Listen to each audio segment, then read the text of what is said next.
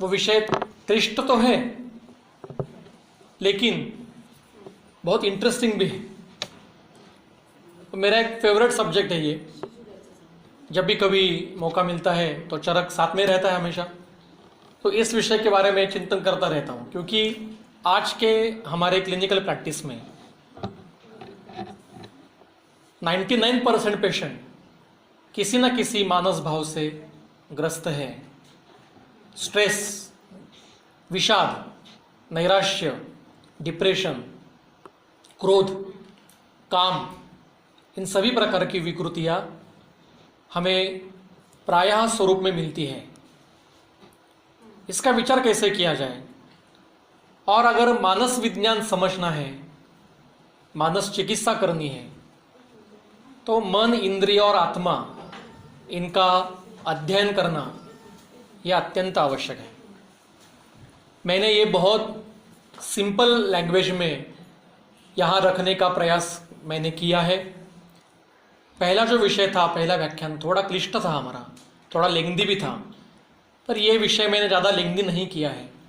संक्षेप में हम देखेंगे कि आपको भी ज़्यादा तकलीफ मैं नहीं दूंगा, नहीं तो पहले ही दिन उदावरत हो जाएगा सबको। ऐसा नहीं होना चाहिए। तो सिंपल लैंग्वेज में ये विषय किस प्रकार से एज ए क्लिनिशियन हमें देखना है, संहिता के दृष्टि से इसके बेसिक आपको पता है, वो मैं रिपीट नहीं करूँगा कि मन के गुण क्या है, मन के कर्म क्या है, मन के विषय, वो तो सब पता है। जो घटक संहिताकार बताने का प्रयास करते हैं, पर प्रायः हमसे उसको देखने का हम देख नहीं पाते या हम उसको दुर्लक्षित करते हैं। ऐसे जो घटक हैं वो मैं यहाँ रखने का प्रयास करने वाला हूँ, और हर एक चीज़ का मानस विज्ञान का जो समावेश है उसका भी विचार करने वाला हूँ। एक प्रश्न मैं आपको रखना चाहता हूँ अभी, अब सभी संहिता के अभ्यासक हो, कि आयुर्वेदीय संहिता में मानस चिकित्सा विस्तार से नहीं मिलती है। जितनी शारीरिक चिकित्सा विस्तार से मिलती है हर एक व्याधि की, उस प्रकार से मानसिक व्याधियों की या मानस चिकित्सा का विस्तार पूर्वक अवस्थानुरूप वर्णन हमारे संहिता में क्यों नहीं है? नहीं है ये तो पता, मान्य है आपको सबको, मगर कोई है ऐसा कि नहीं मुझे मान्य नहीं है, मिलती है। सभी को मान्य है कि नहीं मिलती है, नहीं मिलती। क्यों नहीं मिलती? कुछ आपका विचार?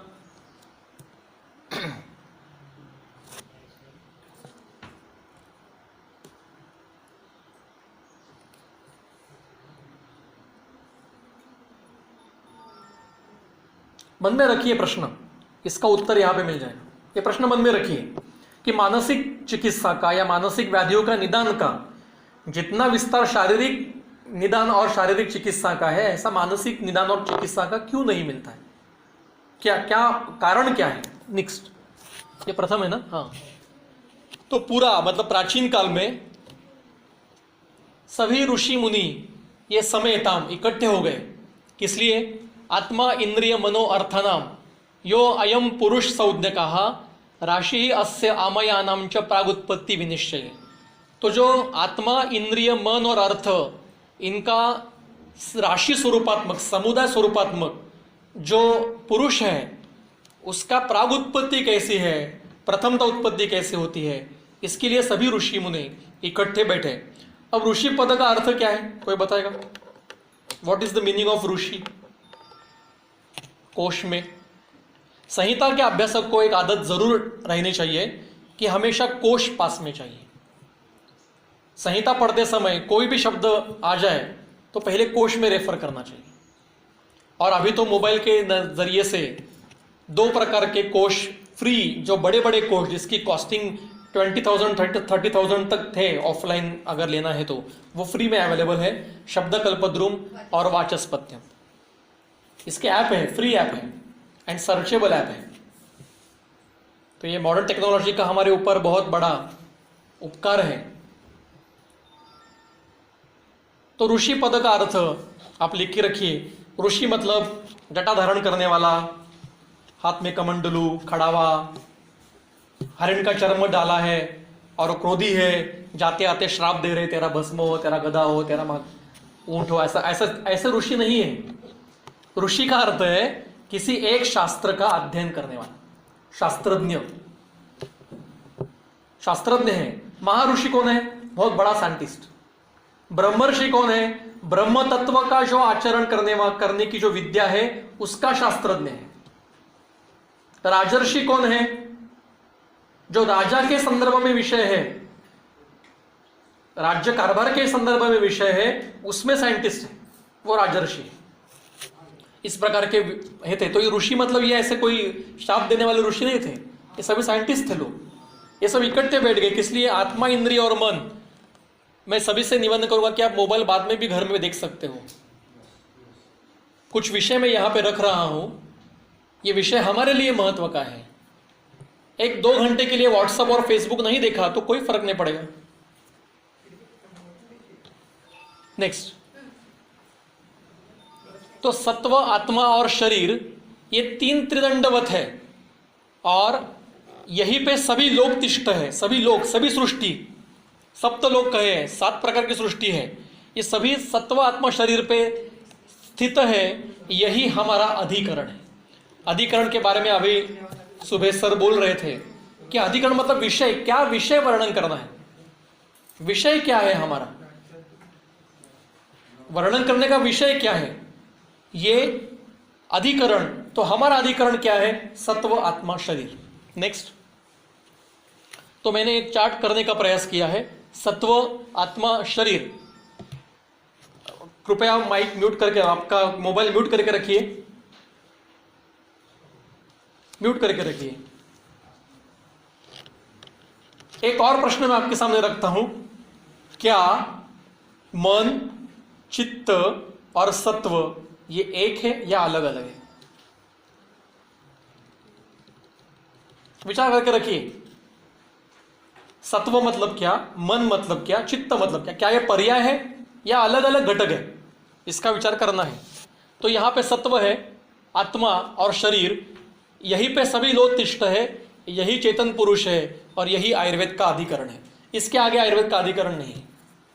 अब आत्मा कौन सा, तो वो आगे देखेंगे। आगे नेक्स्ट, आत्मा मतलब क्या है? तो जो निष्क्रिय है, मतलब खुद कुछ क्रिया नहीं करता, स्वतंत्र है, जिसके ऊपर कोई हावी नहीं हो सकता, वो किसी के अंडर इन्फ्लुएंस नहीं जा सकता, वशीगम, सभी लोगों को वश में करके रखा है, सभी घटकों को वश में करके रखा है जिसने, ऐसा घटक है। सर्वगम, ऐसे एक भी घटक नहीं है, एक भी जगह नहीं है जहां आत्मा की गति नहीं है। तो जो प्रश्न हमारे मन में आता है ना कि आत्मा शरीर से बाहर कैसे निकली और शरीर में प्रवेशित कैसे की, अगर वो शरीर में और बाहर दोनों जगह है तो अंदर से बाहर कौन जाता है?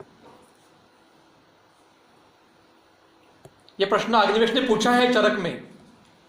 देहांतर गति किसकी है? आत्मा की नहीं है।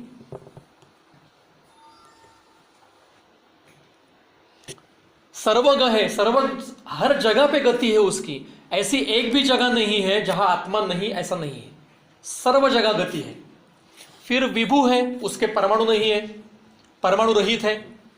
ऐसे ही घटक को, और जो क्षेत्रज्ञ है, क्षेत्र मतलब शरीर या पूरी सृष्टि, उसको जानने वाला वो क्षेत्रज्ञ है। और साक्षी, वो केवल साक्षी है। जैसे प्रिंसिपल केवल कॉलेज में है ये पता चलता है, तब सभी लोग अपना अपना काम ठीक से करते हैं। एक दिन की छुट्टी पे जाइए प्रिंसिपल, सब लोग रिलैक्स हो जाएंगे, कल देखेंगे, परसों देखेंगे। तो प्रिंसिपल इज आत्मा of any kind of any college. उसका अस्तित्व ही वहां पे कार्य प्रेरणा के लिए आवश्यक होता है और होता है, इसलिए वो साक्षी है केवल। प्रिंसिपल हर जगह पे जाके लेक्चर लेगा, प्रेजेंट लेगा, ऐसा नहीं है ना, वो साक्षी है। तो ऐसा ही आत्मा साक्षी है, वो सभी से कार्य करके लेगा। ऐसे जो घटक है उसको आत्मज्ञ व्यक्ति आत्मा कहते हैं। ऐसा जो घटक है, इसका अर्थ आत्मा को जानने वाले लोग उस समय में थे, आत्मज्ञ। अब इसकी, ठीक है, ये अचिकित्स्य है, हमारे चिकित्सा के दायरे में आत्मा नहीं आता है, हम आत्मा के ऊपर चिकित्सा नहीं कर सकते। ये हमारा अधिकरण भी नहीं है, परमात्मा ये हमारा अधिकरण नहीं है। आत्मा, आत्मज भाव कहे हैं, पर वो क्या है वो आगे देखेंगे। आत्मज व्याधि नहीं होते, आत्मा को व्याधि नहीं होता, निरोगी है, निर्विकार है, इसलिए वो हमारा आयुर्वेद का चिकित्सा का अधिकरण भी नहीं है। और जीवात्मा और परमात्मा ऐसे दो भेद आत्मा के नहीं है। हम कहते हैं, हमें समझने के लिए भेद कहे। जैसे मैं समुद्र के किनारे खड़ा हूं, मैं क्या कहूंगा, आहा क्या समुद्र का पानी है। संज्ञा क्या दी मैंने, समुद्र का पानी। अब मैं उसको दोनों हाथों में थोड़ा सा पानी उठा लूंगा, तो आप क्या कहोगे, आपके हाथ में या अंजलि में जो पानी है वो डाल दीजिए, तो पानी की संज्ञा क्या हो गई, अंजलि का पानी हो गया, अंजलिस्थ पानी हो गया। पानी में फर्क आ गया नहीं, केवल संज्ञा भेद है। वही फर्क जीवात्मा और परमात्मा में। एक धान्य की पूरा हमने क्या कहते, पोतों को हिंदी में क्या कहते मुझे पता नहीं, मराठी, हाँ बोरी, धान्य की बोरी लेके आ गए और वहां पे रखी है, तो मां कहती है जाओ बोरी से धान्य लेके आओ। संज्ञा क्या है, बोरी में धान्य है। अब वो बर्तन में तंडुल मैंने लिया, अब उसकी संज्ञा क्या हो गई, बर्तन के तंडुल हो गई। तंडुल में फर्क हो गया नहीं हो गया। वैसा ही फर्क, केवल संज्ञा भेद, यही फर्क जीवात्मा और परमात्मा में है, आत्मा के कोई भेद नहीं है। ये हमें समझने के लिए किया। जैसे वायु के 5 प्रकार है, ये हमें समझने के लिए किया है। योग शास्त्र में 10 प्रकार है वायु के। वायु उपनिषद में 65 भेद दिए हैं। योग बिंदु उपनिषद में 365 प्रकार के वायु बताए हैं, और नाद बिंदु उपनिषद में 70,000 प्रकार के वायु के नाम बताए हैं। हमारे 5 ही है, वायु एक ही है। इसके ये सूक्ष्म भेद, जिसको जितना करना है विस्तार वो उन्होंने किया है। उसी प्रकार से आत्मा प्रकार नहीं है, आत्मा एक ही है। तो जीवात्मा और परमात्मा ये हमने भेद किए हैं। कैसे, वो आगे देखते हैं। नेक्स्ट, इतना स्पष्ट सूत्र है सुश्रुत शारीर 1 का कि न च आयुर्वेद शास्त्र सिद्धांतेषु उपयुज्यते सर्वगता क्षेत्रज्ञा नित्या। जो सर्वगत है, नित्य है, क्षेत्रज्ञ है, ऐसा परमात्मा का अधिकरण आयुर्वेद के शास्त्र के सिद्धांत में नहीं है। हम विचार ही नहीं करते उसका। ईश्वर का विचार हम नहीं करते, परमात्मा का विचार हम नहीं करते हैं।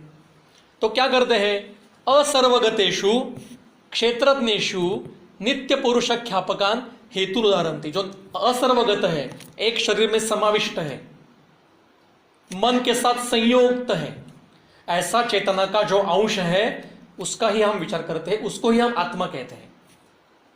वो जीवात्मा है, वो अंश है। मन ने एक अंश को साथ पकड़ के अलग अलग जन्म में वो घूम चलता रहता है, संचार करता रहता है। फिर क्या कहते हैं, आयुर्वेद शास्त्रेषु असर्वगतः क्षेत्रज्ञ नित्या च तिर्यक योनि मानुष देवेशु संचरन्ति धर्म अधर्म निमित्तम। यहाँ पे 3 योनि बताई है उत्पत्ति की स्थिति। एक है तिर्यक मतलब पशु पक्षी वृक्ष आदि, दूसरी है मानुष जिसमें हम अभी है, और तीसरी है देव।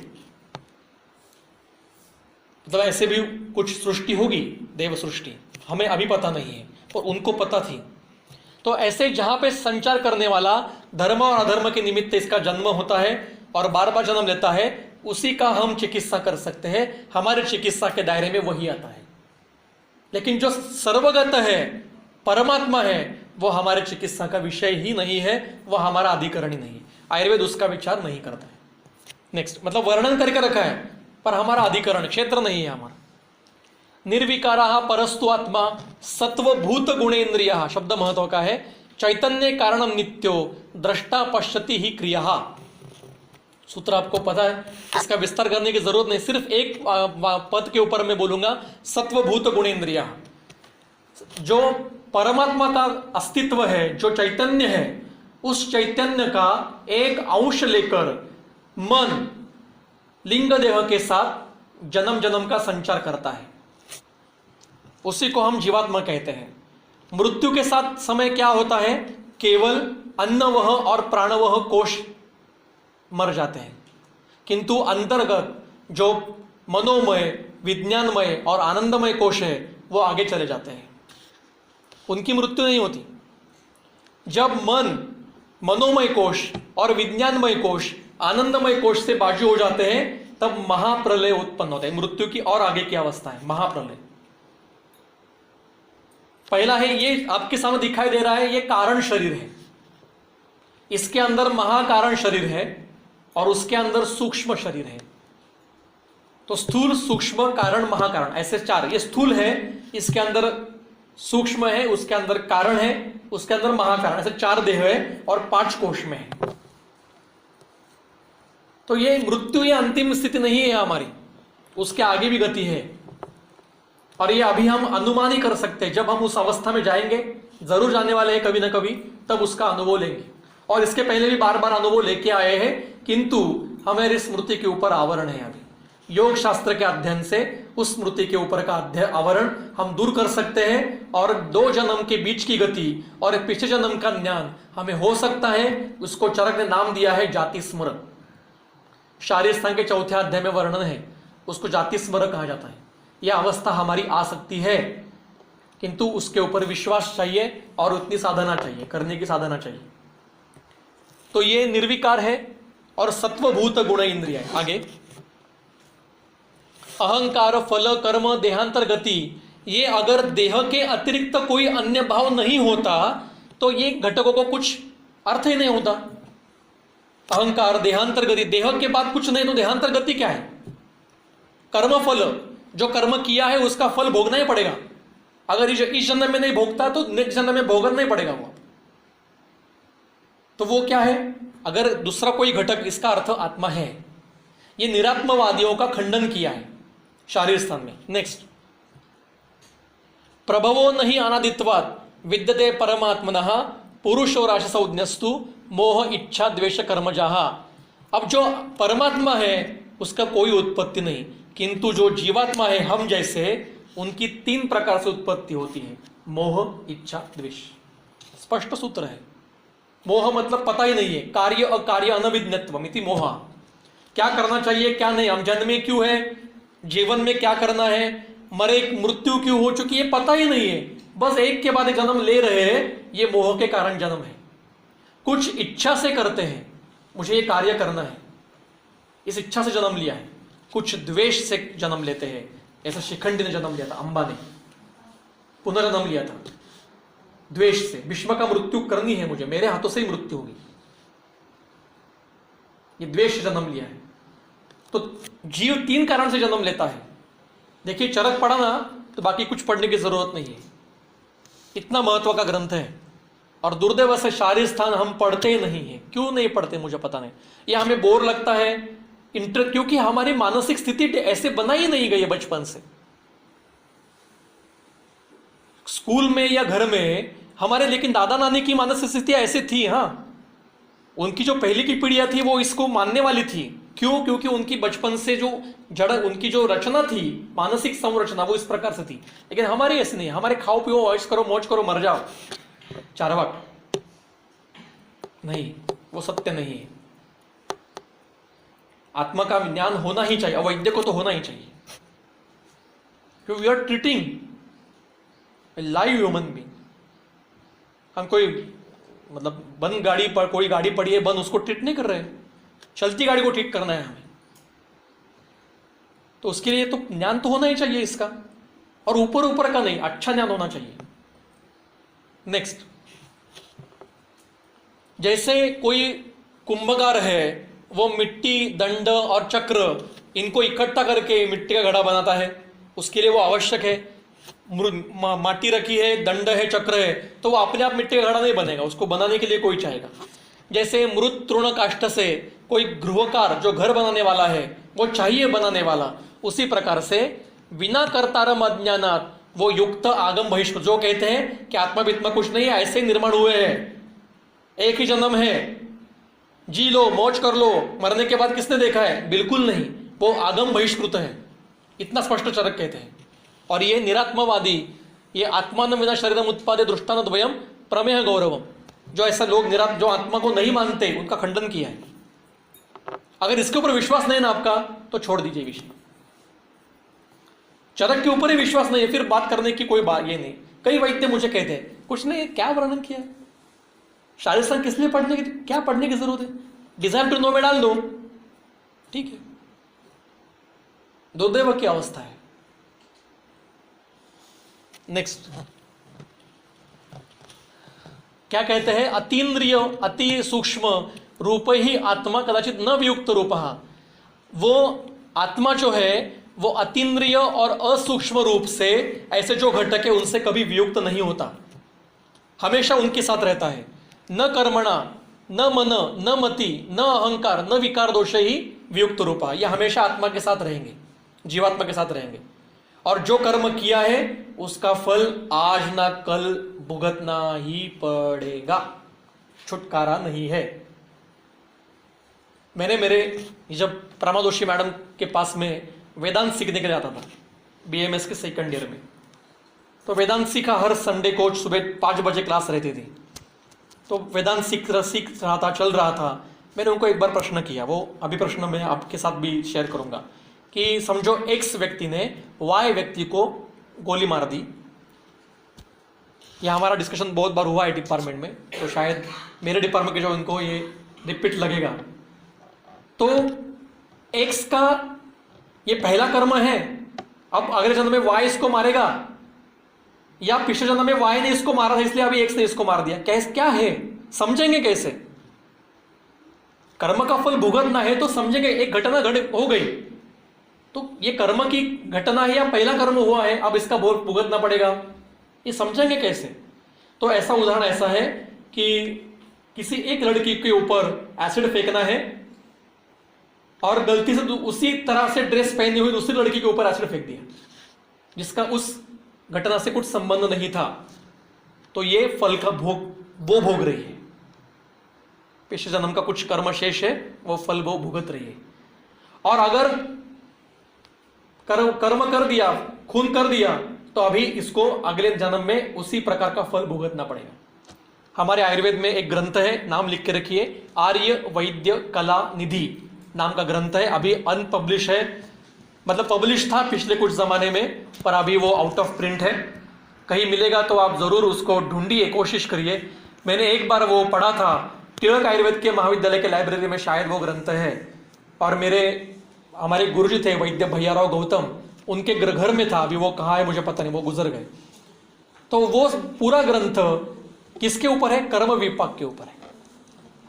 मतलब आपने गाय मारी है तो फल क्या मिलेगा, आपने चींटी को मारा है तो फल क्या मिलेगा, आपने जाते आते एक पेड़ के पत्ते को काटा है ऐसे एक मजाक में, क्या फल मिलेगा? ऐसे कर्म बताए हैं। और उसके कर्म विपाक कर्म हो गया तो छुटकारा कैसे पाना है उससे, उसके उपाय भी बताए। वेरी रेयर ग्रंथ, कहीं भी मिलेगा तो आप जरूर अध्ययन कीजिए, वेरी इंटरेस्टिंग। आगे नेक्स्ट, करणानि अन्यता। करण कौन है? करण मतलब मन बुद्धि ज्ञानेंद्रिय कर्मेंद्रिय, इससे अन्यता, इसके जो अलग है, ऐसा जो करता है वही आत्मा है, और वह सभी कर्म करने वाला वही है। खुद करता नहीं है पर नाम उसका लिया जाता है। इसको कहते हैं, इसको मीमांसा में कहते हैं गुणारोप। मतलब मैं कहता हूं सूरज उग गया, सूरज डूब गया, सूरज उगता है, सूरज डूबता है नहीं, वो तो एक जगह बैठा है बेचारा, हम इसके इर्द गिर्द घूम रहे हैं, पर हम आरोप करते हैं सूरज के ऊपर। नासिक आया, नासिक आया, नासिक नहीं आया है, हम नासिक गए हैं। नासिक एक ही जगह बैठा है, लेकिन हमें नासिक स्टेशन आ गया, उतरो तो नासिक आ गया, नासिक आ गया, नासिक नहीं आया है, ये कहने की बात है। इसको कहते हैं गुणारोप। यही वैसे ही सर्व कर्म आत्मा करता है ऐसा कहते हैं, पर वो खुद कुछ नहीं करता, दूसरों से करवाता है। नेक्स्ट, अब ये किसके लिए करना है, हमें क्यों अध्ययन कर रहे हैं? अगर आत्मा का स्थिति नहीं है तो चिकित्सा किसकी करेंगे? मृतक की चिकित्सा तो नहीं कर सकते हम। चिकित्सा करने के लिए आत्मा होना आवश्यक है, सजीव होना आवश्यक, चैतन्य होना आवश्यक है। अब यहां पे आत्मलक्षण है, और ये हम एसएक्यू में प्रश्न डालते हैं, पूर्वार्ध के एसएक्यू में प्रश्न आता है, बच्चे भी लिखते हैं, श्लोक भी लिखते हैं, पर किसी को पता नहीं है कि ये आत्मा के लक्षण नहीं है, ये आत्मा जिस शरीर में है उस शरीर के लक्षण, क्योंकि आत्मा तो निर्विकार है। खुद कहते चरक, न मृतस्य आत्मलिंगानी तस्माद आहु महर्षया। मृत व्यक्ति में लक्षण नहीं मिलेंगे, ये मतलब क्या? ये उस शरीर के लक्षण है जिस शरीर में आत्मा है। नेक्स्ट, अब ये सूत्र हमने देखा कि 4 भाव, 6 में से 4 भाव बलवान है, उसमें से 3 भाव सबसे बलवान है, मातृष, पितृष और आत्मज। अब आत्मज भाव क्यों कहेंगे? आत्मा तो निर्विकार है, निर्लक्षण है, तो उसके भाव कैसे हो गए? तो समझो कोई एक व्यक्ति यहां पे है, उसकी मृत्यु अभी हो गई, तो उसके शरीर के जितने सारे लक्षण हैं, जितने सारे क्राइटेरिया है, उसके बालों की रचना, उसके आंखों का कलर, आंखों की रचना, त्वचा का रंग, उसके स्वभाव, उसके ऊपर हुए संस्कार, ये सब कुछ कोडिंग सिस्टम में लिंग देह से बाहर निकल जाता है। आत्मा नहीं जाता, लिंग देह बोल रहा हूं मैं।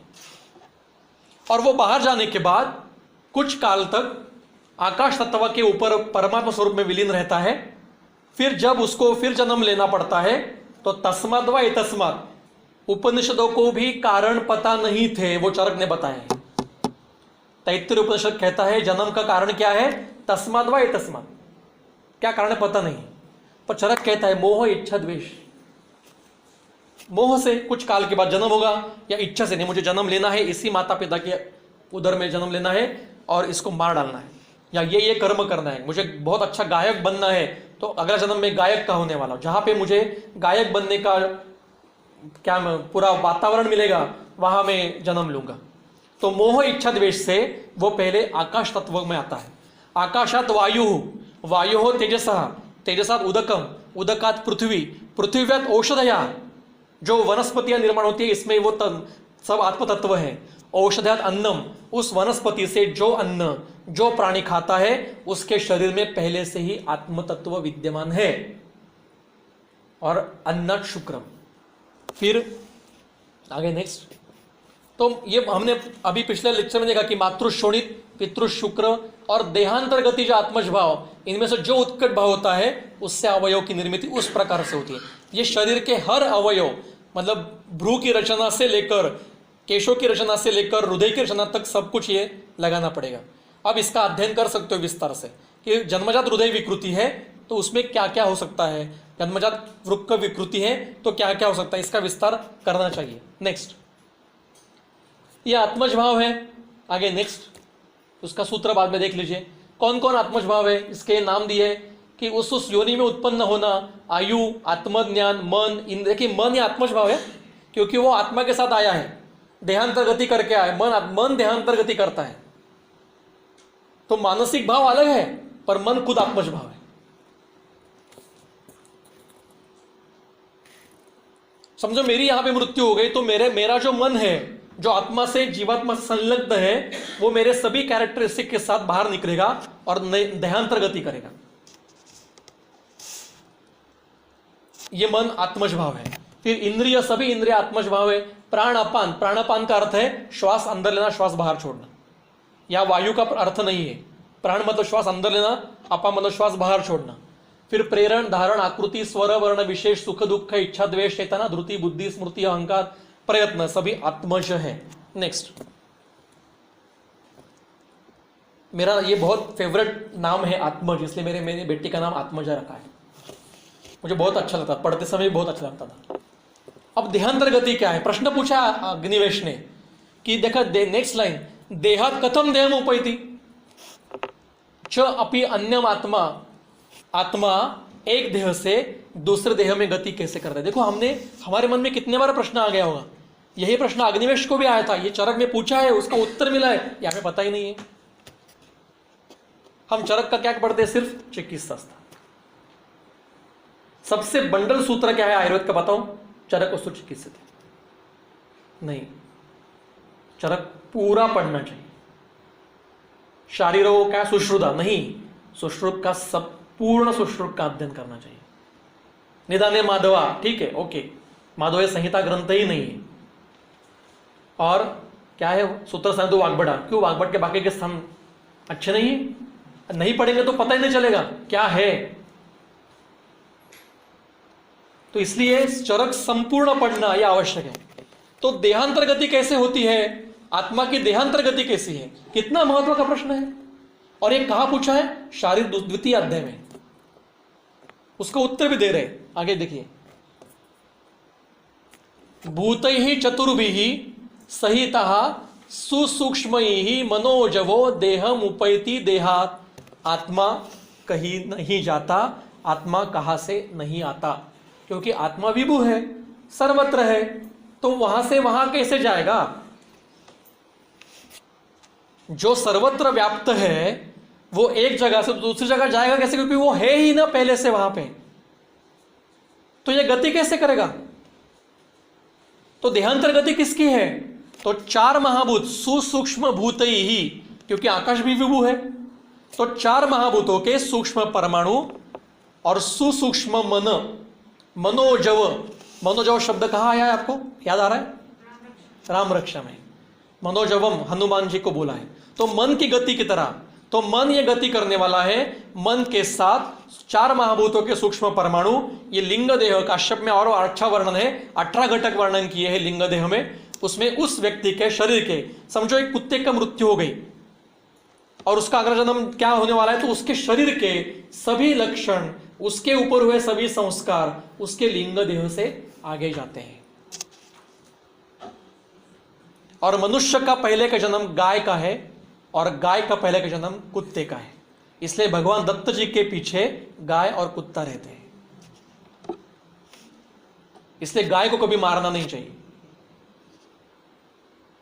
कुत्ते को कभी मारना नहीं चाहिए। अंतिम प्राणियों में से अंतिम जन्म उनका है, ये मैं नहीं कह रहा हूं, ये संदर्भ है, इसके शास्त्र में संदर्भ है। और एक बार मनुष्य जन्म में आ गए तो फिर से पीछे नहीं जाएंगे, फिर उत्क्रांति मोक्ष तक जाएगी। हमारी हर एक की, यहां जितने लोग हैं हर एक की गति मोक्ष की तरफ ही है, पर हमें पता नहीं है।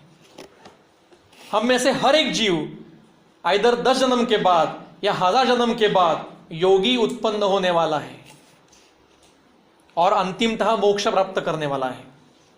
और योगियों में भी उसके कर्म के ऊपर है कि वो कितने जन्म में मुक्त होगा। ज्ञानेश्वर जी ने खुद कहा है कि ये मेरा 108वां जन्म है जिसमें मैं समाधि ले रहा हूं। और वो कुछ कार्य करने के आए थे, कार्य खत्म होने के बाद एक दिन भी नहीं रुके हैं। क्या कार्य था? संस्कृत नहीं समझने वाले सामान्य व्यक्तियों को गीता का ज्ञान प्रस्तावित करना, ये एक कार्य, दैवी कार्य होता है, वो उसके लिए आए थे। शंकराचार्य 32वें वर्ष में मृत्यु हो गई, विवेकानंद जी 32वें वर्ष में मृत्यु हो गई, छत्रपति शिवाजी महाराज 50वें वर्ष में मृत्यु हो गई, बाजीराव 40वें साल में मृत्यु हो गई। ये दैवी कार्य के लिए आए हुए पुरुष होते हैं। अहिल्याबाई होळकर ज्यादा देर नहीं रुकी है।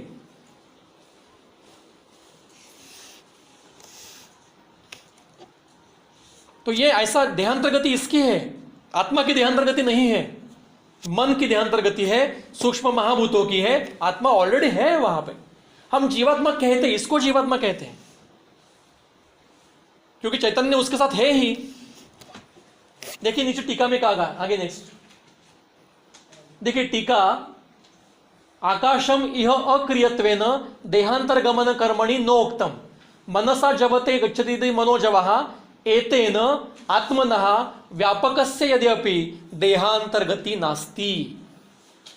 आत्मा व्यापक है, उसकी देहांतर गति नहीं है, किंतु तथापि अस्य मनोगति एव भूत संहिता गति शब्देन उच्यत। वो मन के साथ चैतन्य जाता है, चैतन्य उसके साथ संलग्न है, उसकी गति नहीं है। गति किसकी है? चैत्य भूत, सूक्ष्म चार महाभूत और मन, इनकी गति है। नेक्स्ट, अब ये चरक में विषय है, इतना सुंदर वर्णन है, ये उपनिषदों का ही वर्णन तो है, चरक में अवेलेबल है। चरक पढ़िए, बाकी कुछ पढ़ने की जरूरत नहीं। चरक ये दर्शन है, खुद दर्शन स्वरूप है। अब देखिए यहां पे मैं पहले 4 लाइन नहीं पढ़ता कि सभी प्राकृत है, जिसका शुक्र प्राकृत है, जिसके शोणित प्राकृत, ऐसे स्त्री पुरुष ने तथा सह मिश्री भावम गच्छति, मैथुन हो गया, तदा तस्य हर्ष उदीरितः, तब उस पुरुष में हर्ष से उदीरित हुआ परहा, श्रेष्ठ, जो बाहर से आया है, पर। ऐसा शरीर धात्वात्मा, शरीर क्या है? आत्मा कैसा है? शरीर धातु रूप है, वो शुक्र भूतः, शुक्र के साथ अंगात अंगात संभवती, तथा हर्ष भूतेन आत्मन उदरितः अधिष्ठितः बीज रूपो धातु। मतलब वो आकाश, वायु, तेज, जल, पृथ्वी, औषधि, अन्न, जो हम अन्न सेवन करते हैं, उसमें वो जो जीव आया है वो हमारे शरीर में पहले से है। वो मैथुन के समय माता के शरीर में जाएगा और कॉर्ड लाइगेशन के समय वहां पे प्रवेश करेगा। यह हमारे ग्रंथकारों को पता है। इसलिए मैथुन पूर्व क्या कहा है, 1 मास के लिए अच्छे जगह का अन्न खाओ, स्मशान में जो स्मशान के नजदीक जो उगा है ऐसा आहार मत सेवन करो, निकृष्ट भूमि में जो आहार पैदा हुआ है उसको मत सेवन करो, क्योंकि उस प्रकार का गलत आत्मा जन्म में आएगा। हमारी गर्भ संस्कार की शुरुआत यहां से है। कौन सा जीव चाहिए आना। आज हमें गलत लगता है कि क्या रुचिक नाम के ऋषि थे, उन्होंने 2 कुंभ तैयार किए, एक कुंभ से परशुराम निर्माण हो गया, दूसरे कुंभ से विश्वामित्र निर्माण हो गया। वो जीव बुलाए गए। एक कुंभ ब्रह्म तत्व का था, एक कुंभ क्षत्रिय तेज का था। तेज मतलब शुक्र। यहां हमें फेक लगता है। गांधारी को गुल्म हो गया, वो बाहर निकल गया, उसको लगा पुत्र होगा, लेकिन वो गुल्म था। फिर व्यास जी को बुलाया, उन्होंने उसके 100 टुकड़े किए और एक एक कुंभ में रखे और 100 कौरव पैदा हुए। जीव बुलाए गए वहां पे। ये कर सकते हैं। कुंती ने 5 जीव बुलाए हैं। इस कर्म का गलत अर्थ निकालते हैं कि कुंती व्याभिचारी थी। बहुत दुख होता है सुनने के बाद। ये जीव बुलाए उसने नियोग पद्धति से, उसको वो विद्या दी थी। ऋषि क्या नाम था उनका, क्रोधित होने वाले ऋषि कौन है अपने, जमन नहीं, दुर्वास। उनकी सेवा करने के बाद उन्होंने उसको नियोग विधि का विद्या दी थी उसको। तो ये आज हमारे बुद्धि के परे है, तो उसके विचार भी नहीं करना चाहिए हमें। तो वो जिसको मतलब अपत्य नहीं होता उसके लिए उपाय बताए हैं। नेक्स्ट, अब यहां पे देखिए जीव मतलब क्या, तो जीव मतलब चेतना धातु ही आत्मा। नेक्स्ट, यही वाक्य चरक में है, तैत्तिरीय उपनिषद में है, मैंने अभी बताया। नेक्स्ट, ये छोड़ दीजिए। नेक्स्ट, हाँ, ये सूत्र महत्व का है। जो महापुरुष की उत्पत्ति का संदर्भ आ गया तो उसमें हर एक ने अपना अपना पक्ष रखा, तो मैंने वो छोड़ दिया कि शरलोमा कहते हैं कि आत्मा से ही उत्पन्न होता है, सॉरी पारीक्षी कहते हैं आत्मा से उत्पन्न होता है, और शरलोमा उसका खंडन करते हैं। वो अभी छोड़ दीजिए, वो आप बाद में भी पढ़ सकते हो। ये अध्याय 25वें अध्याय में है। वाक्य यहाँ का महत्व का है हमारा, येषाम एव ही भावानाम संपत् संजनयत्नरम तेषाम एव विपद व्याधीन विविधान समुदिरे। जिस कारण से, जिन भावों के संपत्ति से मनुष्य की उत्पत्ति होती है, उन्हीं के विकृति से व्याधि भी निर्माण होता है। यज्जो देहा तज्जो व्याधया। इसलिए जो आहार हम सेवन करेंगे उसी से व्याधि भी निर्माण हो सकता है। नेक्स्ट, अब यहां पे सुश्रुत के उत्तर तंत्र में देखिए वर्णन कहा है, सुश्रुत कोई पढ़ता नहीं, जो पढ़ते हैं वो शारीर स्थान पढ़ते हैं, उसका उत्तर तंत्र कोई पढ़ता नहीं। उसमें भी शालाक्य के अंदर अध्याय पढ़ते हैं उत्तर तंत्र के, उस उत्तर तंत्र का 40वां अध्याय, वो भी अतिसार कौन पढ़ेगा। अरे भाई, चरक का अतिसार नहीं पढ़ते हम, सुश्रुत का अतिसार चिकित्सा अध्याय कौन पढ़ेगा। उसमें व्याधि के 3 प्रकार बताए, दोषज, कर्मज, दोष कर्मज। व्याधि एक तो दोषज होता है, या कर्मज होता है, या दोष कर्मज होता है। उसके लक्षण क्या है, जैसा हेतु है वैसा व्याधि है। सत्कार्यवाद ये दोषज व्याधि है। चिकित्सा हेतु की करो, दोषों की करो, ठीक हो जाएगा। जैसा हेतु है, हेतु अल्प बलवान है लेकिन व्याधि महाबलवान है। पेशेंट कहते हैं अरे छोटी सुपारी क्या खाई, मुझे कैंसर डिटेक्ट हुआ है। सुपारी से कैंसर नहीं हुआ है, वो पहले से था, वो निमित्त हो गया, लेकिन वो व्याधि दोष कर्मज है। हेतु के अनुसार चिकित्सा करके नहीं चलेगा, आपको कर्मज भी चिकित्सा करनी पड़ेगी। और तीसरा, हेतु ही नहीं है पर व्याधि है, वो कर्मज है। चिकित्सा क्या है, दैव व्यापाश्रय चिकित्सा। मेरे पास में एक अनुभव बताता हूं। पुणे में जब मैं प्रैक्टिस करता था तब एक कदर का पेशेंट मेरे पास आता था, कॉर्न, और इतने बार उसका अग्निकर्म किया, उसको वो रसोन का लेप लगाया, उसको दहन कर्म किया, बहुत सारी चिकित्सा की, पर कॉर्न कैप लगाई, कुछ नहीं हुआ। एक ठीक होता था, दूसरा आता था। 10-10 कॉर्न एक एक पैर में थे और उसको बहुत पेन होता था। फिर मैं भी थक गया, वो भी थक गया, फिर उसने भी मुझे छोड़ा, मैंने भी उसको छोड़ दिया और फिर वो आ गए। मैंने कहा चलो मुझे अपयश मिल गया इस पेशेंट में, फाइल मैंने क्लोज कर दी। 6 महीने के बाद मुझे वो मेरे के बाहर बैठा दिखा। मैंने कहा आ गया फिर से दिमाग खाने के लिए, और वो आ गया एकदम हैप्पी, ठीक से आया, बैठा, खुश था। मैंने कहा कैसा ठीक है? वो मुझे कहा चलो फिर से अग्निकर्म करना पड़ेगा। मैंने कहा क्या, कैसे, कॉर्न कैसा? ठीक है, चले गए सब। मैंने कहा चले गए कैसे? नहीं, मैं इतना तंग आ चुका था कि मैंने सब कुछ ट्रीटमेंट बंद कर दी और मैंने कहा जो होना है होने दो। फिर धीरे धीरे खत्म हो गया। ये उसका कर्मज व्याधि था, हेतु ही नहीं था ना, कुछ हेतु भी नहीं, सब कुछ ट्रीट किया था। और मेरे पहले वो सब जगह अब तक 56, मतलब इस कॉलोनी के या इस शहर के हर डॉक्टर को दिखा के आया हूं, एक को भी नहीं छोड़ा है, अब तक 56 दिखाए हैं। तो ये कर्मश था, अपने कर्म खत्म होने के बाद अपने आप शांत हो गए।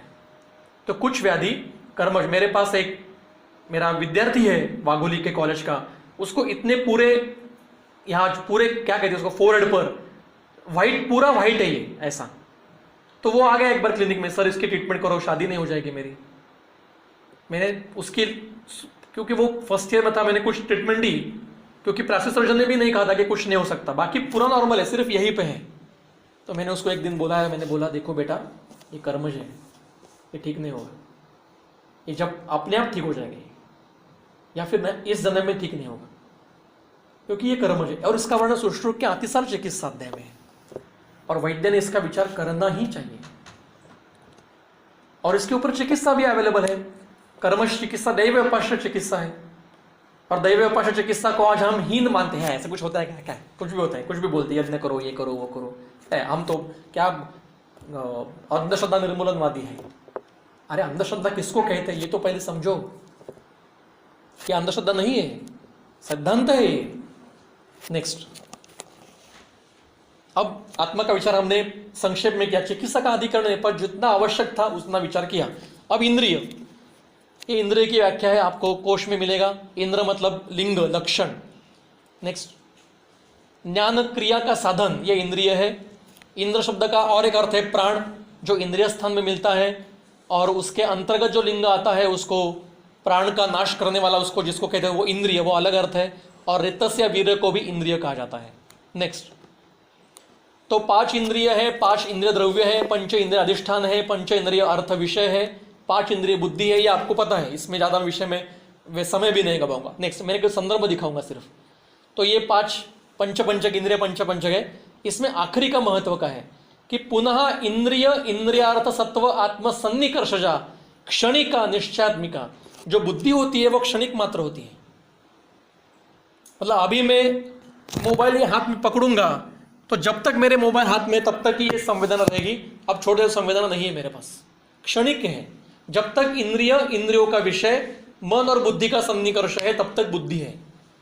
वो सन्निकर्ष खत्म हो जाएगा, बुद्धि नष्ट हो जाएगी, वो क्षणिक बुद्धि है। नेक्स्ट, ये पंचक है, इसका एक चार्ट करके रखा है, ये आपको पता है, इसको विस्तार करने की कोई जरूरत। ये इंद्रिय निग्रह है, इसमें ये अंतक। अब देखिए, मैंने प्रश्न पूछा था कि चित्त क्या है, सत्व क्या है और मन क्या है। ये अलग अलग है। चित्त मतलब अंतःकरण पंचक, जहां जहां चरक में, सुश्रुत में, वाग्भट में चित्त शब्द आएगा वहां मन नहीं लेना है, वहां अंतःकरण पंचक लेना है। मन मतलब क्या है? जो पूर्व देह से आया है। मन परमाणु स्वरूप, अणु स्वरूप ऐसा घटक है वो, जो हर जन्म में आपके साथ रहेगा। आपका मन वही रहेगा हर जन्म में। और सत्व क्या है? मन की जो अभिव्यक्ति है वो सत्व है। सत्वम औपपादुकम ऐसा कहा है, उपाधि है वो। ये 3 अलग अलग भाव है, ये पर्याय नहीं है एक दूसरे के। तो ये अंतक, यहां पे भी चित्त है, मन है, ये गलत है यहां पे लिखा, लेकिन अंतःकरण में चित्त, अंतःकरण पंचक मतलब चित्त है। ये थोड़ा सा गलत है चार्ट ये, पर ये समझाने के लिए रखा है। नेक्स्ट, ये अधिष्ठान है। देखिए, ये इंद्रिय नहीं है, ये इंद्रिय नहीं है, ये त्वचा इंद्रिय नहीं, अधिष्ठान है। इंद्रिय कहां है फिर? ये तो अधिष्ठान है। नेक्स्ट, प्राणः प्राणभृताम यत्र श्रिता सर्व इंद्रियाणि यद उत्तमांगमांगानाम शिरः, सभी इंद्रिया शिर प्रदेश में है। सभी सेंटर्स ब्रेन में है ना, आयुर्वेद यही कहता है। ये इंद्रिय नहीं है, ये अधिष्ठान है, चक्षु का अधिष्ठान है। चक्षुरेंद्रिय ब्रेन में है, शिर प्रदेश में है। त्वचा ये अधिष्ठान है, पर स्पर्शनेन्द्रिय कहाँ है? शिर प्रदेश में है। घ्राणेन्द्रिय, नासा ये अधिष्ठान है, घ्राणेन्द्रिय कहाँ है? शिर प्रदेश में है। चलो एक ये संदर्भ है और देखते हैं नेक्स्ट। इसमें थर्ड लाइन पढ़िए, शिरसी इंद्रियाणी। और केवल इंद्रिय नहीं है, इंद्रिय वाहानी श्रोतांसी। इसका अध्ययन कौन करेगा? स्पर्श, ये जो मोबाइल मैंने यहां पे रखा, ये स्पर्श यहां से जो जाएगा बहके बहके, आज पहले त्वचा के अधिष्ठान में है, अधिष्ठान से मन, मन से बुद्धि, बुद्धि से फिर से इंद्रिय तक जाएगा। ये जो संचार है ये करने वाला अलग स्रोतस है उसका, वो उसका स्पर्शनेन्द्रिय वह स्रोतस है। उसका अध्ययन कौन करेगा? हमें करना चाहिए। तो इंद्रिय वह स्रोतस और प्राण वह स्रोतस शिर प्रदेश में है। प्राण वह के मूल स्थान क्या है बताइए? हृदय मूलम महास्रोतस्य, यहां शिर बताया है। इसलिए स्रोतसों के मूल स्थान दो ही नहीं है, हर एक को चकार लगाया है। हृदय मूलम महास्रोतः च, यकृत प्लीहा च, वृक्को मूलम वपावहनम च, काय जो कुछ भी है। तो च में अनुक्त मूल स्थानों का भी समावेश होता है। हमें हर एक स्रोतस के अनुक्त मूल स्थानों का भी अध्ययन करना पड़ेगा, और वो संहिता के अध्यापक ही कर सकते हैं। ये थीसिस के विषय है अलग अलग। तो शिर ये प्राणव का भी मूल स्थान है। तो इंद्रिय और इंद्रिय व स्रोतस ये शिर प्रदेश में है। नेक्स्ट, तो ये सत्व जो है मनहा, इसको सत्व संज्ञक कहा है, पर मन कैसा है? अतीन्द्रिय है, इंद्रियों से परे है, बाहर से आया है। और मन शरीर में आने के बाद उसकी जो अभिव्यक्ति होती है, इसलिए हम सत्व क्या किसको कहते हैं? सत्वतः परीक्षित। और जो अनूप बताया है सत्व परीक्षण, शारीरिक स्थान में अनूप है ना, सर्प सत्व, वानस्पति सत्व, मतलब उसके लक्षण है वो सत्व उसको कहा जाता है। हम कहते हैं कि इसका सत्व अच्छा है, ये मन का पर्याय नहीं है। सत्व मतलब उस मन का स्वभाव, तो इसको ये अतीन्द्रिय कहा है। चेत ये भी इसका पर्याय है। नेक्स्ट, अब जो सभी इंद्रियां है वो कैसी है? मन पुरस्सराणी। इंद्रियों का कार्य क्या है? वो मन पुरस्सर है, मन को संलग्न होती रहती है। जो मिलेगा विषय मन को भेजेंगे, जो मिलेगा मन को भेजेंगे, जो मिलेगा मन को भेजेंगे। दूसरा कार्य उनका कुछ नहीं है। ऐसा नहीं कहेंगे कि मुझे नहीं लेना है ये। कितना भी योगी पुरुष हो जाए, समाधि में बैठा है, उसको स्पर्श ज्ञान होगा ही होगा।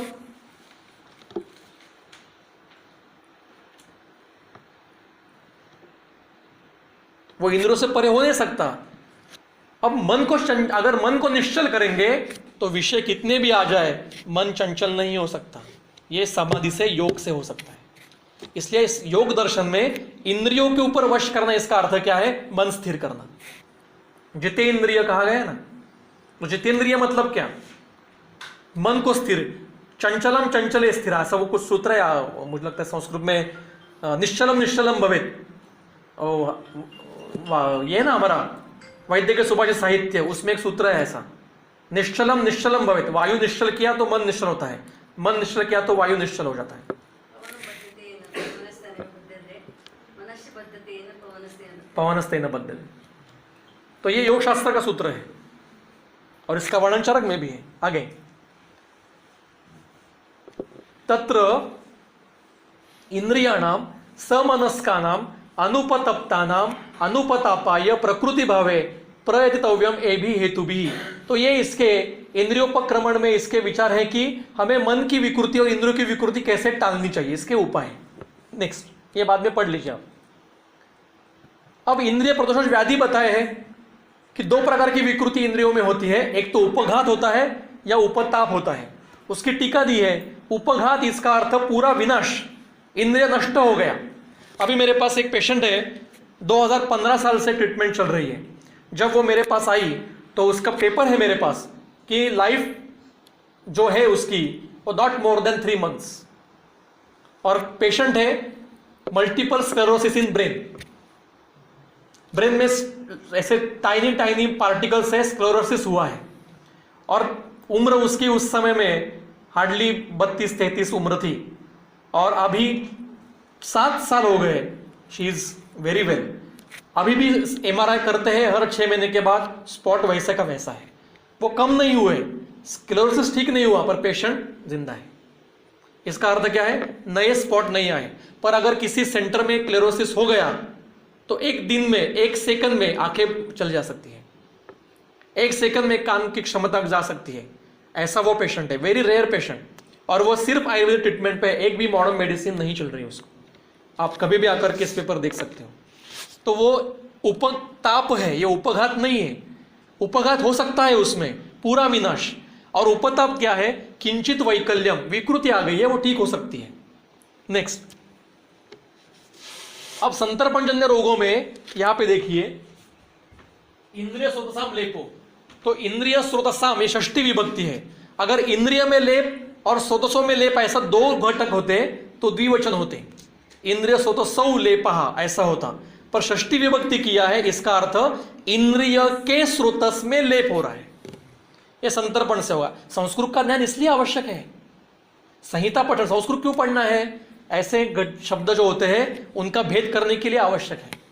तो इंद्रियों के स्रोत, षष्ठी तत्पुरुष समास है, इंद्रियों के स्रोतस में लेप संतर्पण के कारण होता है। संतर्पणजन्य व्याधि में ये सब विकृति उत्पन्न हो सकती है। नेक्स्ट, अब ये दिवा स्वप्न का व्यापद है, उसमें भी इंद्रियाणाम असामर्थ्यम, दिवा स्वप्न दिन नित्य किया तो इंद्रियों में असामर्थ्य उत्पन्न होने वाला है, सभी इंद्रियों में, 11 इंद्रियों में। नेक्स्ट, अब मन की तरफ जाएंगे, अंतिम आज का पड़ाव, मन का विचार। ये कारण द्रव्य है, ये आयु के संयोग में एक घटक है, शरीर इंद्रिय सत्वात्म, या सत्व का अर्थ मन है। अणुत्व और एकत्व ये उसके पर्याय है, उसका खुद का अपना स्रोतस है, मनोमय स्रोतस। ये लिंग देह में से एक घटक है, और इसका एक मनोमय कोश, छांदोग्य उपनिषद ने जो पंचकोश वर्णन किया है, इसके प्रमा जोशी मैडम के लेक्चर यूट्यूब पे अवेलेबल है, आप जरूर सुनिए, पंचकोशों के ऊपर, इसमें मनोमय कोश है। नेक्स्ट, ये भी हमारा आयुर्वेद का अधिकरण नहीं है। क्यों? मैंने प्रश्न पूछा था कि जैसे शारीरिक चिकित्सा वर्णन की है आयुर्वेद में संहिताओं में, ऐसी मानसिक चिकित्सा का विस्तार से निदान और चिकित्सा क्यों वर्णन नहीं किए? उसका चक्रपाणी का संदर्भ देखिए, तेन मानस उद्दिष्ट एवं परम न शारीर दोषवत प्रपंचितः मानस दोषाणाम अस्मिन तंत्रे अप्रास्ताविक स्वरूप। हमारा अधिकरण नहीं है मानसिक, क्योंकि मानसिक चिकित्सा करने वाले अन्य कोई शास्त्र शायद उस समय रहेंगे अलग, तंत्र ही अलग रहेगा कोई। हम शारीरिक दोषों के ऊपर विचार करेंगे, शारीरिक दोषों के विचार करते समय उसमें मानस दोषों का जितना संबंध आता है उन्माद अपस्मार स्वरूप में, उतना ही हम करेंगे। अलग से मानक केवल शुद्ध मानस व्याधि और उसकी चिकित्सा हम नहीं आपको बताएं, क्योंकि हमारा अधिकरण नहीं है, उसके लिए अलग शास्त्र है, वो पढ़िए। आज दुर्दैव से हमारे पास नहीं है। जैसे निमिक शालक्य तंत्र नहीं है, भूत विद्या का कोई तंत्र नहीं है, उस समय में रहेंगे, आज नहीं है हमारे पास। बाल रोग का, स्त्री रोग का खंडित है, पर खंडित से पता चला कि हाँ वो था काश्यप, ऐसे बाकी के भी रहेंगे। अब एक बार क्या हुआ, मैं PhD कर रहा था सर देशमुख सर के मार्गदर्शन के अंदर, और मेरे सीनियर जो थे सर के अंडर ही काम करने वाली वैद्य दीक्षित मैडम है, वो जो वहाँ पे कैंसर सेंटर में वो काम करती है, तो उनका विषय था कि कैंसर के पेशेंट में मानस भावों का परीक्षण, ऐसा संहिता में उनका PhD का थीसिस था। अब काम तो शुरू हो गया, पेशेंट लिए गए, पेशेंट का परीक्षण 200, 300, 400 पेशेंट का, कम से कम 400 पेशेंट का उन्होंने परीक्षण किया। अब संहिता में संदर्भ ही नहीं है, तो लिखेंगे क्या? तो सर ने मुझे बुलाया और बिठाया, चलो क्या कुछ काम करना है, क्योंकि सबमिशन आ गया था, काम सब कुछ हो चुका है, पर उसको बिठाएं, शास्त्र में बिठाएंगे कैसे? तो हमने बहुत सोचा, कई लोगों की मदद ली, तो उसमें हमें मार्ग ऐसा मिला कि एक संगीत रत्नाकर नाम का ग्रंथ है, जो नाट्यशास्त्र, गायन शास्त्र और नृत्य शास्त्र के ऊपर ग्रंथ है, अभी भी मिलता है, उसकी पीडीएफ भी मिलती है, ऑनलाइन पीडीएफ फ्री मिलती है, संगीत रत्नाकर। उस संगीत रत्नाकर में हमें नाटक जब करना है, कोई स्टेज शो करना है, कोई या नाटिका करनी है, तो हर एक भाव दिखाने पड़ते हैं। तो क्रोध दिखाना है तो उसका सूत्र में वर्णन है कि आपको नाटक में क्रोध दिखाना, तो आप क्या क्या करेंगे, हाथ कैसे करेंगे, आंखें कैसे करेंगे, चेहरा कैसे करेंगे, हाथ पाए के एक्शन कैसे रहेंगी। अगर आपको प्यार दिखाना है तो आप क्या करेंगे, अगर आपको द्वेष दिखाना है तो क्या करेंगे, अगर आपको क्या कहते हैं शोक दिखाना है तो आप कैसे एक्टिंग करेंगे। तो वही सूत्र हमने परतंत्र प्रत्यय, आपको अर्थाश्रय है, अगला कुछ व्याख्यान है अर्थाश्रय का, उसमें परतंत्र प्रत्यय नाम का अर्थाश्रय है। तो परतंत्र प्रत्यय लेकर हमने संगीत रत्नाकर से, तो ये क्रोध का लक्षण है, तो ये पेशेंट में ये क्रोध के लक्षण दिखाई देते हैं क्या, वो देखिए, तो वो टोटली मैच हो रहे थे। इसका अर्थ कुछ न कुछ मानस भाव के ग्रंथ शायद उस समय में रहेंगे, आज दुर्दैव से हमारे पास नहीं है, शायद किसी तिबेट के विहार में कहीं पे रखे होंगे, तो पता नहीं है। तो ये मानस दोषों का हमारा अधिकरण ही नहीं है, इसलिए हम चिकित्सा वर्णन ही नहीं करते। अगर आपको पढ़नी है तो आपको खुद अलग जाके पढ़ेंगे। ये विविध घटक है, मन सत्व चित्त, ये अलग अलग घटक है। नेक्स्ट, ये मन का आश्रय है, आपको सबको पता है कि व्याधि दो जगह पे होती है, एक शरीर में होती है, एक मानस में होती है, ये सब उसके सूत्र है, बाकी आपको पता है, सूत्र सब आपको पता है। नेक्स्ट, दो मानस दोष है, वो परस्पर अनुवर्तन करते हैं, परस्पर को विचार करते हैं, और मानसिक सभी जो व्याधि है इनको आगंतु में लिया गया है, आखिरी में सूत्र है। नेक्स्ट, अब मन का स्थान क्या है, तो मन का स्थान है हृदय, हृदय ये मन का स्थान है। अब ये हृदय कौन सा, मैं कहता हूं हमारे शरीर में 5 हृदय हैं, बताओ कैसे।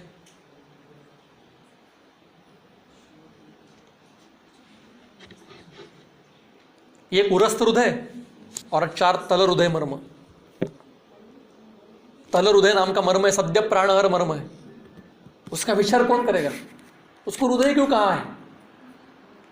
और शिरस्थ हृदय, उसका क्या, चरक संहिता के सूत्र स्थान के 29वें अध्याय अर्थदश महामूली अध्याय में हृदय का जो वर्णन किया है वो उरस्थ हृदय का नहीं है, वो शिरस्थ हृदय का वर्णन। और ओज यहां है, ओज इज नथिंग बट CSF, उसका प्रमाण भी दिया है अर्धांजलि।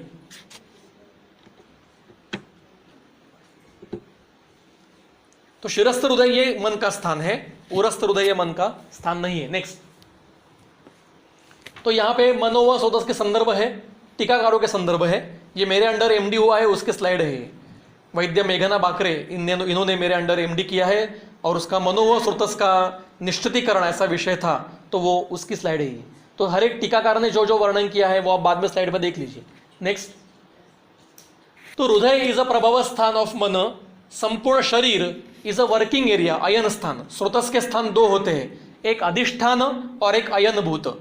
स्रोतस 2 प्रकार के होते हैं, एक अधिष्ठान भूत होते हैं, एक अयन भूत होते हैं। तो मन का हृदय ये अधिष्ठान भूत मूल स्थान है, और सर्व शरीर ये अयन भूत मूल स्थान है। तो मनोव के 2 मूल स्थान हुए, हृदय और सर्व शरीर। फिर है मन need srotasa to reach till indriya pradesh to collect indriya buddhi, that is information from that respective srota indriya. And Chakrapani Datta commented that satvadi वह srotas is not present in dead tissues like hair and nails where तेदोषास can reach। केश और बालों में दोष गति करते हैं पर मन नहीं गति करता, और मनोवा में दोष गति करते हैं, कैसे आगे देखते हैं, आगे के संदर्भ है। नेक्स्ट, तो होल बॉडी इज अ स्पर्शन इंद्रिय, ज्ञान ग्रहण मीन्स मीनिंग ऑफ क्या चक्षुरादि इंद्रिय विषय, यहां से ये ब्लड है बहुत। Dashashira of hridaya where ojas has specific function. देखो दशशिरा मतलब क्या, आप क्रैनियल नर्व, 13 प्रकार है क्रैनियल नर्व के, तो कितने क्रैनियल नर्व ये ब्रेन से निकलते हैं, या मिड ब्रेन से निकलते हैं, ओनली 10। 3 क्रैनियल नर्व थोड़ी ऊपर से, उनकी जगह थोड़ी ऊपर से है। अब थोड़ा मुझे शारीर का वो एनाटॉमी का नाम ज़्यादा पता नहीं, पर मुझे जितना पता है, मतलब संज्ञा याद नहीं आ रही है, पर 10 ही जो क्रैनियल नर्व है 13 में से वो मिड ब्रेन से निकलती है। मैं आपको बाद में मैसेज कर दूंगा ग्रुप में आपको शाम को, तो वो दशधमनी है। और मन का स्थान दशधमनी और हृदय, यह शिरस्थ हृदय का वर्णन है। उरस्थ हृदय में मन का कुछ स्थान नहीं है, अगर होगा तो उसकी अभिव्यक्ति हो सकती है, पर स्थान शिरस्थ है। नेक्स्ट, मन के लक्षण पता है आपको कि ज्ञान का भाव होना और ज्ञान का अभाव भी होना, ये लक्षण है। फिर अणुत्व और एकत्व उसके गुण है। नेक्स्ट, ये उसके विषय है, ये सिर्फ सूत्र बता रहा हूं मैं। नेक्स्ट, इसके अर्थ टीका में दिए है। चिंत्य मतलब क्या, उह्य मतलब क्या, संकल्प मतलब क्या। अगर समय मिला तो मैं दो मिनट में बता दूंगा बाद में, पर थोड़ा अगला पोर्शन खत्म कर लेता हूं। नेक्स्ट, वेदना मतलब क्या। वेदना का अर्थ पेन नहीं है, वेदना का अर्थ है जाणीव, फीलिंग्स, संवेदना। और जो त्रिकाली वेदना बताई गई है चरक शारीर में, उसका अर्थ फीलिंग्स है। मुझे वर्तमान काल में, सॉरी भूतकाल में कुछ फीलिंग्स थी, अभी भी कुछ फीलिंग है और भविष्य में भी कुछ फीलिंग्स रहेगी। ये त्रिकाल वेदना है। तो ये वेदना, ये मन का विशेष कार्य है। और अनुकूल वेदना मतलब सुख और प्रतिकूल वेदना मतलब दुख। और योग और मोक्ष में सभी वेदनाओं का अवर्तन होता है, सभी फीलिंग्स नष्ट हो जाना, इसको ही मोक्ष या योग कहते हैं। मोक्ष मतलब निवृत्ति निश्चेष, सभी वृत्तियां भी नष्ट होना, ये चरक का सूत्र है। और योग सूत्र, प्रथम सूत्र क्या है, चित्त वृत्ति निरोध, सेम सूत्र है चरक और पतंजलि का। और मोक्ष प्रवर्तक योग है।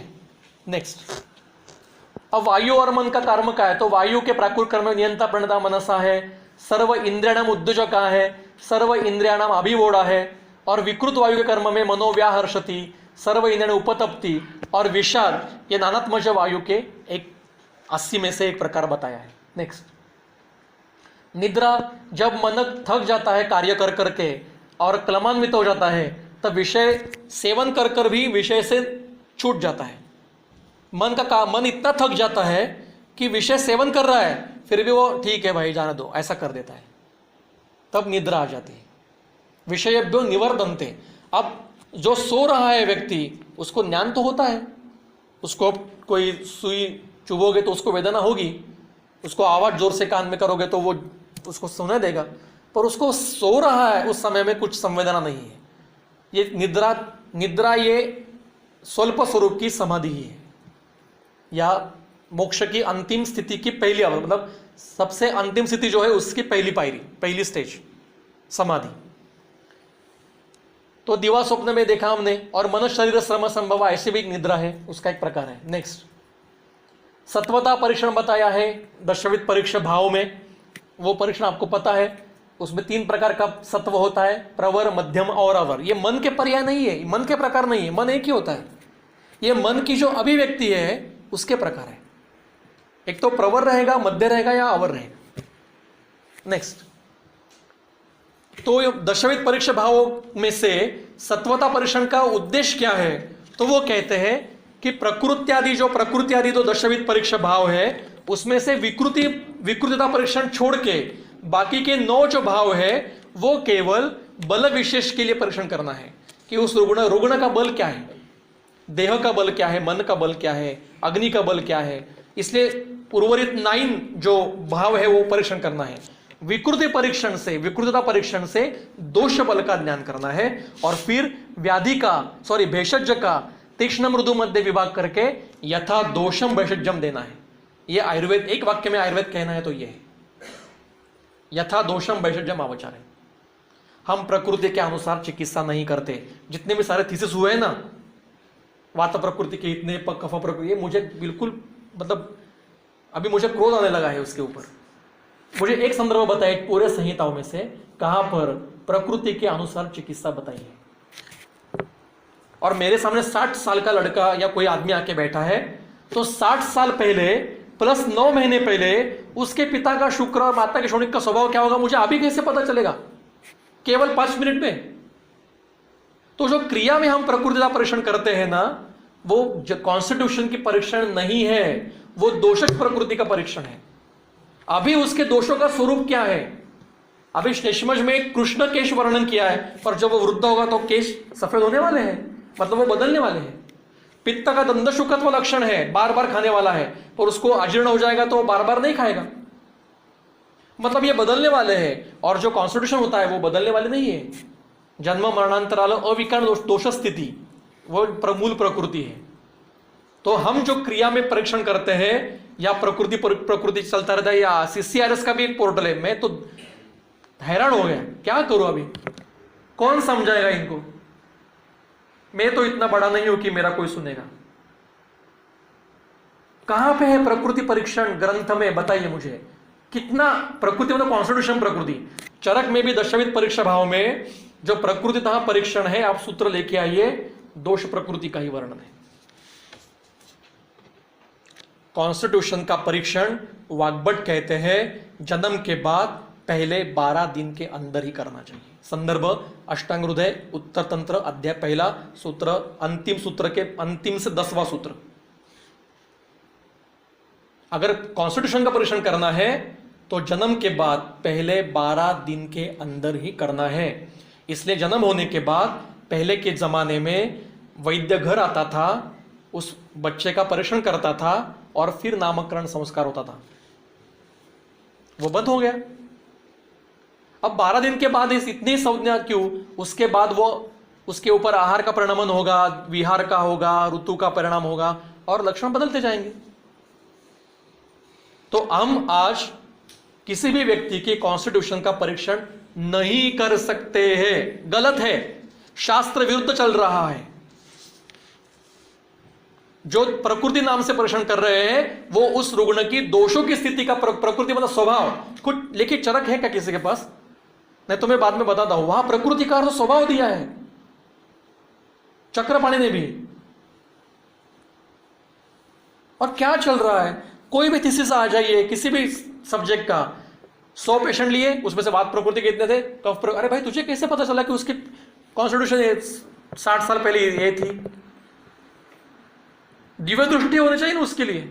मेरे पास तो नहीं है भाई ऐसे कोई दिव्य दृष्टि। और 5 मिनट में मुझे 60 साल के पहले की प्रकृति कैसे पता चलेगी? कितने समय कितना लेते हैं पेशेंट तपासने को? पेशेंट चेक कर 5 minute 10 minute. Is it possible in that short period to assess any kind of prakriti? Impossible. तो ये प्रकृति यहां दोषज है। नेक्स्ट, तो इसके परीक्षण में यहां जो अनुमान जन्य के परीक्षण है उसमें कई मानस परीक्षण है, आप बाद में सूत्र देख लीजिए। उसके टीका भी दी है, आगे टीका भी लिखी है। अभी समय नहीं है तो मैं हर एक का वर्णन करने वाला था कि मोह का परीक्षण कैसे करेंगे, क्रोध का कैसे करेंगे, पर समय नहीं है, कभी बाद में करेंगे इसका। नेक्स्ट बहुदोष लक्षण 16वें अध्याय में सूत्र स्थान के है, उसमें अवसाद शब्द है। देखिए सूत्र 14 की पहले है, आलस्य श्रम दौर्बल्य दौर्गंध्यम अवसाधक, और अवसाधक की टीका है यहाँ पे। अवसाधक मतलब मनो अवसाद, मतलब डिप्रेशन। तो डिप्रेशन इज अ बहुदोष लक्षण, दोषज लक्षण है ये, और उसको शोधन चिकित्सा ही करनी है। डिप्रेशन होने लगा, क्या मेरी जिंदगी में कुछ बाकी ना, एक वमन ले लीजिए, सब ठीक हो जाएगा। सद्यो वमन ले, जैसे गले घर में जाइए। आज ऐसा कॉलेज में लगा कि बहुत कुछ कॉलेज में हो गया, ऐसा होता है, हमें भी होता है कि किस लिए काम कर रहे हैं, क्या कर रहे हैं, इतना काम करते हैं फिर भी किसी को कुछ ये नहीं पड़ी है, वो नहीं पड़ी है।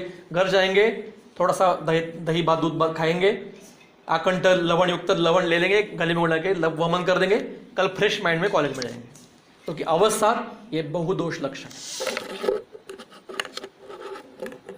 चरक कहते हैं। नेक्स्ट,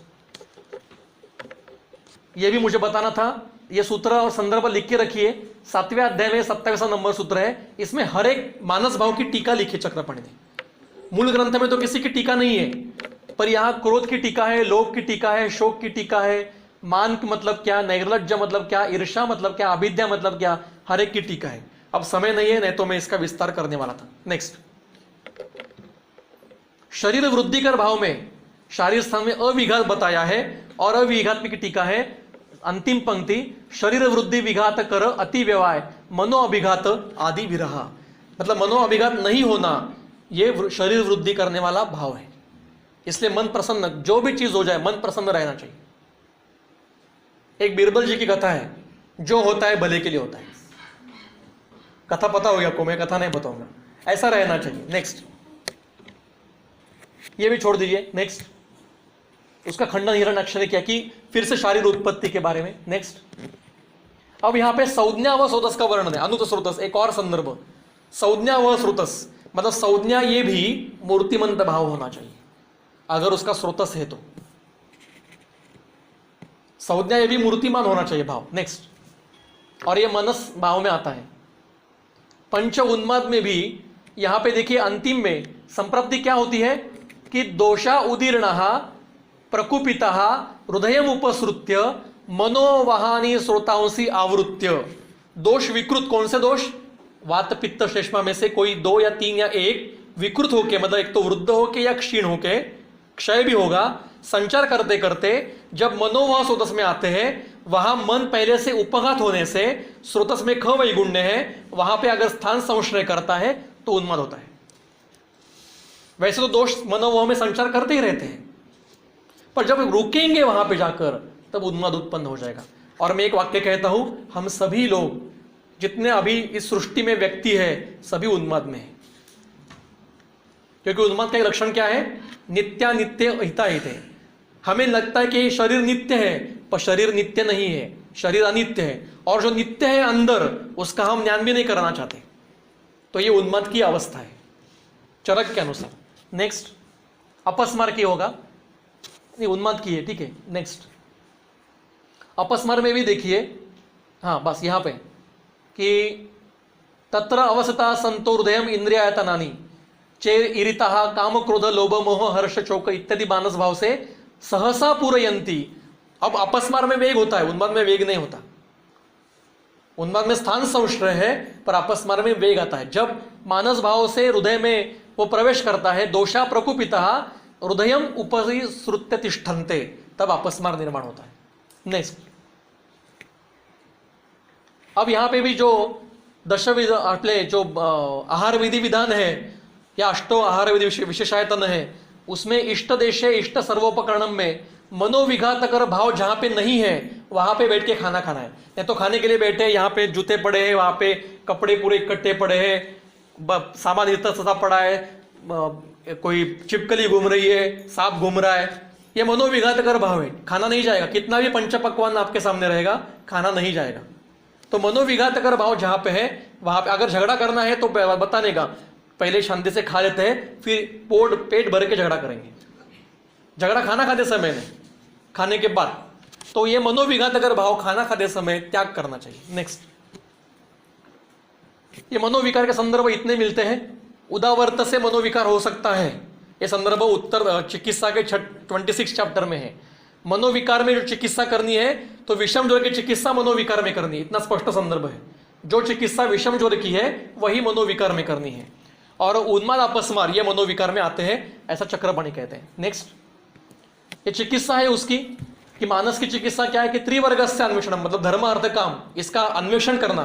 मतलब मैं धर्म की तरह बर्ताव कर रहा हूं, मेरा जो एक काम सेवन है, मतलब जो भी इच्छा है, काम मतलब इच्छा, मुझे अगर आइसक्रीम खाने की इच्छा हो रही है तो वो भी काम सेवन ही है। क्या वो धर्माधिष्ठित है? जो मैं अर्थ पैसा कमा रहा हूं, क्या वो धर्माधिष्ठित है? ये इसका अन्वेषण बार बार करते रहना चाहिए। मानस रोग की चिकित्सा है। फिर तद्विद्य सेवा, जो जानते हैं इसको, उसके सहवास में रहना चाहिए। और आत्मादीनाम च सर्वशा, आत्मा इंद्रिय और मन, ये विषय क्यों रखा है? इसके लिए रखा है।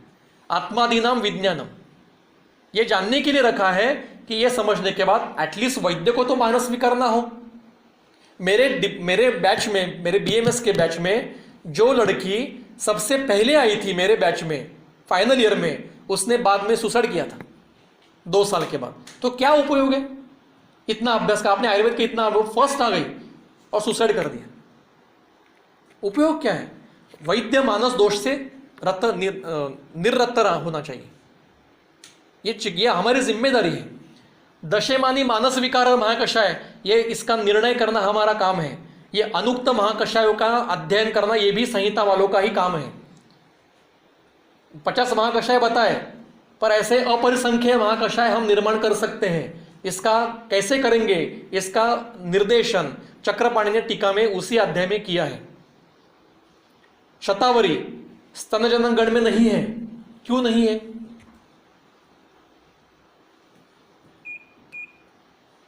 दशमानी गण में शतावरी स्तनजनन गण में नहीं है, क्यों नहीं है? चरक को पता नहीं थी। योनि व्यापक चिकित्सा अध्याय में वर्णन किया है शतावरी का स्तन्य विकृति में। महाकषाय में क्यों नहीं है?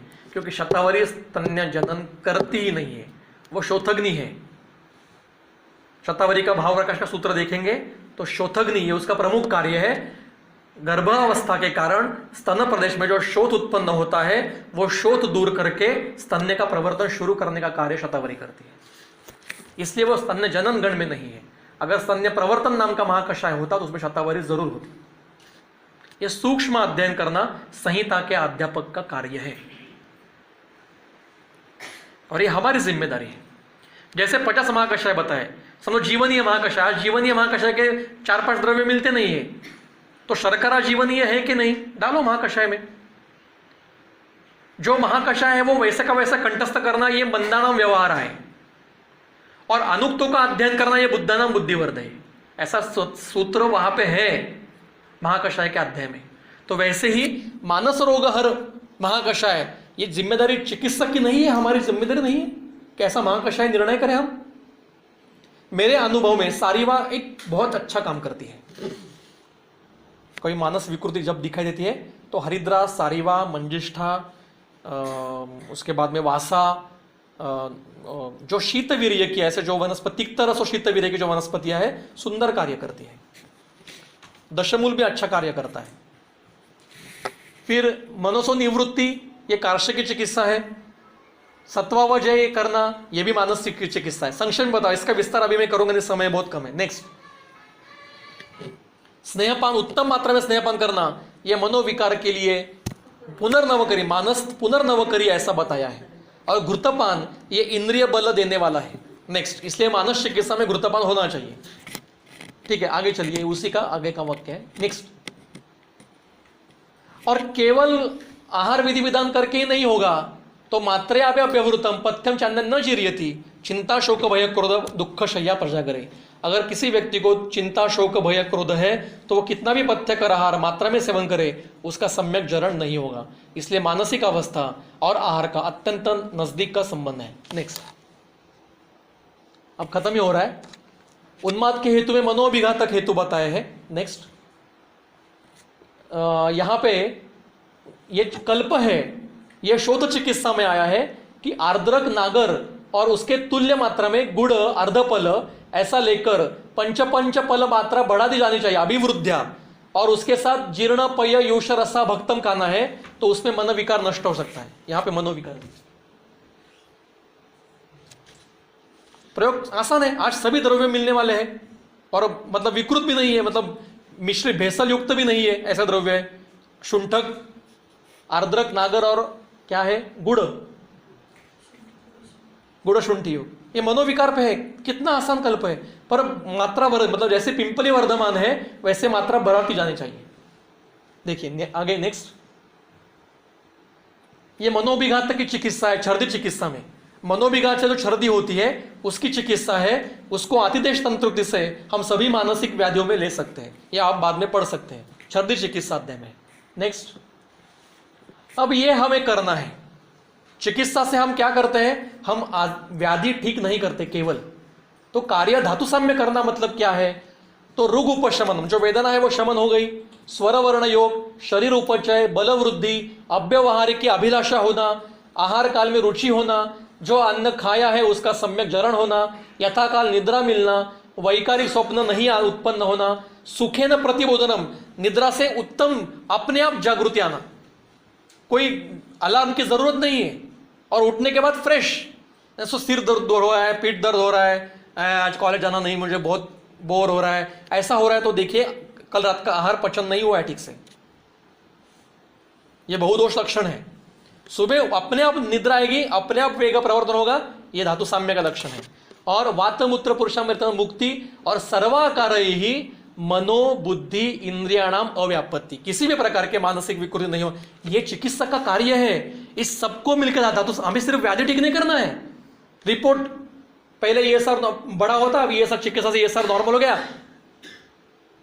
जयति मम, क्या कहते हैं संस्कृत में, मुझे याद नहीं आ रहा है, कि मैंने जीत लिया, जितम भया, नहीं, मुझे इतना करना है। ये चरक को अभिप्रेत है, ये मैं भी नहीं कर रहा हूं, पर करने की इच्छा है।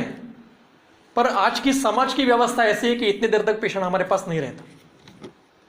और अभी सिर्फ रिपोर्ट चाहिए हमें, रिपोर्ट के अनुसार चिकित्सा होती नहीं। धातु साम्य, ये धातु साम्य की कल्पना है। नेक्स्ट, तो सुखावाप्ति क्या है, क्या कार्यफल है हमारे चिकित्सा का? मन, बुद्धि, इंद्रिय और शरीर की तुष्टि, यह हमारा कार्यफल है। नेक्स्ट, प्रसन्न आत्म, आत्मा मतलब क्या? आत्मा नहीं, आत्मा इस सभी के दायरे से अलग है। यह प्रसन्न आत्म इंद्रिय में आत्मा मतलब शरीर है। प्रसन्न शरीर, प्रसन्न इंद्रिय और प्रसन्न मन, यह स्वास्थ्य के एक लक्षण है। यह हमारे चिकित्सा के अंदर आते हैं। आत्मा हमारे चिकित्सा के दायरे में नहीं है। मानसिक चिकित्सा यह हमारे संहिताओं का विषय ही नहीं है, क्योंकि उस समय अलग तंत्र था मानसिक चिकित्सा का, वो अभी हमें प्राप्त नहीं है। आगे इति क्षमम। कुछ प्रश्न होंगे तो आप पूछ सकते हो।